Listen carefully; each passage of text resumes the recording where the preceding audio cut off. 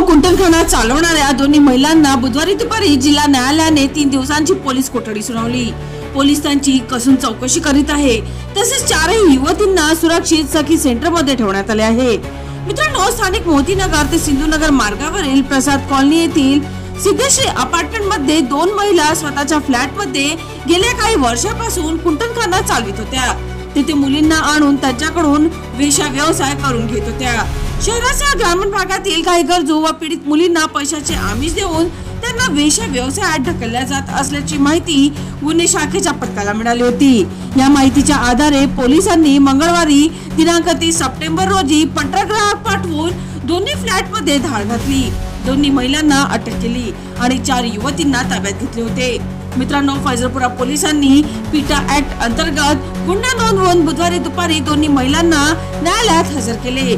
न्यायालयाने त्यांना 3 दिवसांची पोलीस कोठडी सुनावली आहे। मित्रांनो, अटकेतील दोन्ही महिला केव्हापासून वेश्या व्यवसाय चालवित आहे, तसेच आणखी काही मुली या धंद्यात आहे का किंवा बळजबरीने त्यांच्याकडून वेश्या व्यवसाय करून घेतला जात आहे का, यासह आणखी कुठे अशा प्रकारचा व्यवसाय महिलांचा सुरू आहे का आणि त्यामागे कोण आहे, या सर्व बाबींचा तपास पोलीस करत आहे। चला तर मित्रांनो, पुन्हा भेटूया नवीन बातमीसह। तोपर्यंत पाहत रहा अमरावती सिटी न्यूज।